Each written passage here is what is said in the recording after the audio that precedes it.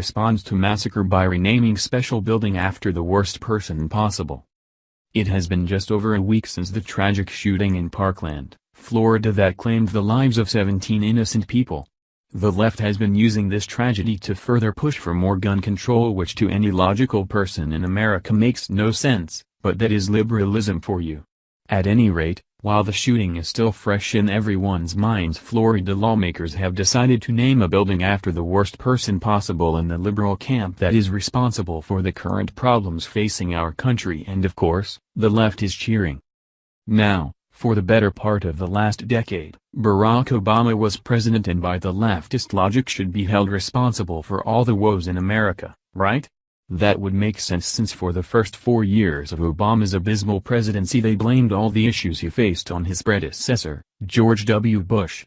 Well, fast forward to President Trump and the left is blaming him for the latest school shooting, global warming, and that shoulder pads are making a comeback in the fashion world.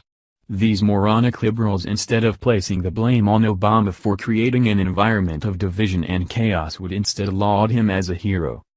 The left does not care that Obama had a presidency of failed policies and set back race relations decades since. The only thing they are focused on is Obama's skin color to prove how woke they are. At any rate, pretty soon the American landscape will be dotted with monuments and statues to pay homage to Obama's legacy, which has already started taking place as cities across the country are busy erecting memorials in his honor.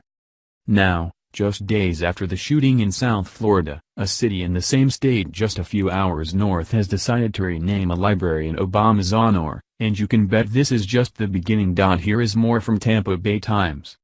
Speaking in front of a small crowd gathered on the front lawn of the city's main library, Mayor Rick Griezmann announced Monday that the facility will get a $6 million renovation and be renamed in honor of President Barack Obama. The announcement coincided with President's Day and Black History Month.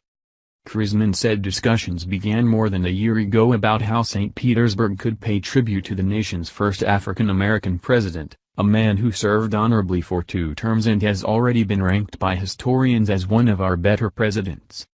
Input was sought from community leaders, among them Kai Warren of the historic Roser Park neighborhood.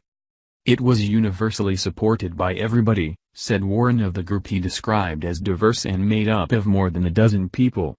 The mayor noted that cities across America and the world have already begun to honor Obama's legacy by naming schools and streets after him, but St. Petersburg felt that a library, where books are read, ideas are exchanged, research is conducted and where forums and lectures can take place, was the most appropriate vehicle.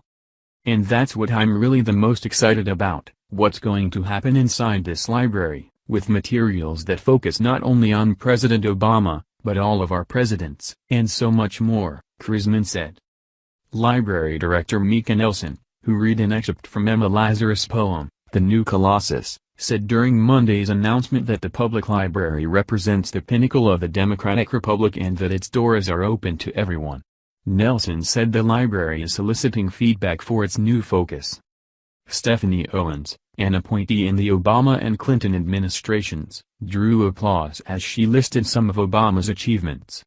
Much of the library's renovation will be done with funds from the penny for Pinellas sales tax. However, that money will not be available until 2020. Ben Kirby, a Griezmann spokesman, said the mayor and staff are exploring ways to get the work done earlier. It is a testament to how well the mainstream media can brainwash a population when you see how many people in America worship Barack Obama. This man did everything in his power to divide the country and create so much racial hatred that it will take years to rectify.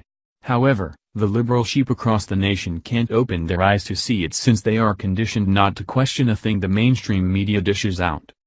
Sadly, we will see more monuments erected in this charlatan's honor until a new generation wakes up and realizes that what Obama did was traitors and that day is coming.